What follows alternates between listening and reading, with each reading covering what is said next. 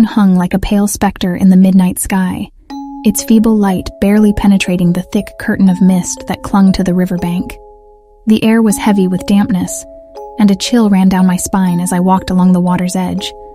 I couldn't shake the feeling that I was being watched, my every step measured by unseen eyes.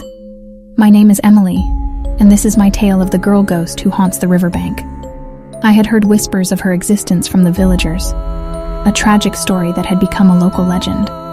They spoke of a young girl who had drowned in the river decades ago, her spirit forever trapped in the liminal space between life and death. It was on a night much like this one, shrouded in mist and mystery, that I first encountered her. I had always been drawn to the river, its tranquil waters a respite from the chaos of my everyday life. That fateful night, I wandered farther than usual, my curiosity piqued by the stories I had heard. The ground beneath my feet grew soft and muddy, and the air grew colder with each step. The hairs on the back of my neck stood on end as an eerie breeze whispered through the trees. And then I saw her, a figure draped in a tattered white dress, her long dark hair cascading like a waterfall down her shoulders. She stood on the water's edge, her gaze fixed on the river's dark expanse.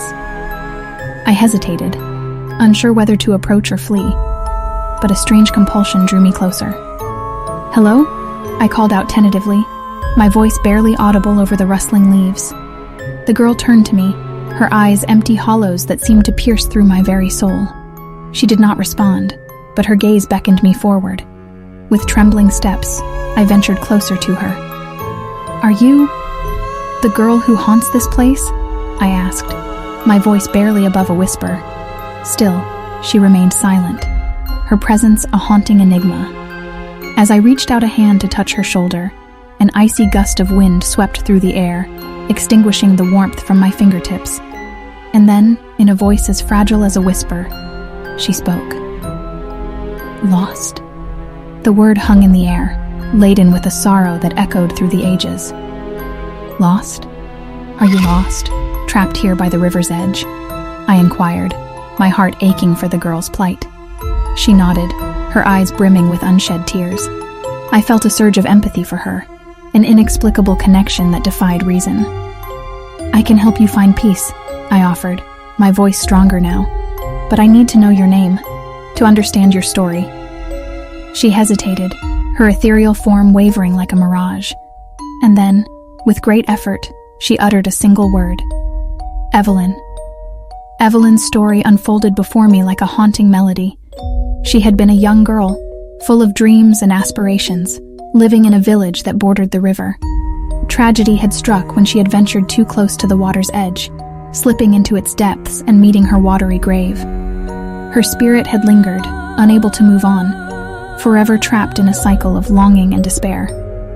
Determined to help Evelyn find the peace she so desperately craved, I began to research the village's history, scouring old records and listening to the tales of the elderly residents. Through their words, I pieced together the events surrounding Evelyn's death, her memory preserved in the fading whispers of time. Armed with this knowledge, I returned to the riverbank, the mist swirling around me like a protective shroud. "Evelyn," I called out, my voice resolute. "I know your story now. I know what happened to you." Evelyn materialized before me, her form more distinct than before. Her eyes held a glimmer of hope, a spark of life that had been absent for so long. With every word I spoke, with every detail I shared, her presence grew stronger, her spectral form flickering with renewed energy. And then, as the final pieces of the puzzle fell into place, a brilliant light enveloped Evelyn.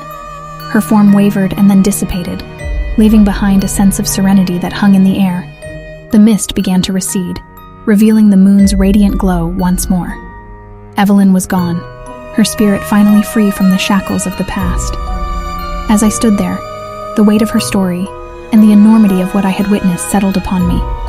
The riverbank, once a place of fear and mystery, had transformed into a site of redemption and release. From that day forward, the villagers spoke of a change in the air, a palpable shift in the energy that surrounded the riverbank. And though I had never intended to become entwined in the realm of the supernatural, I couldn't help but feel a sense of gratitude for the role I had played in Evelyn's journey towards peace. The river continued to flow, its waters murmuring a gentle lullaby as they danced along the shore. And as the moon cast its silvery glow upon the land, I knew that Evelyn's story, though tinged with tragedy, had finally found its long-awaited resolution.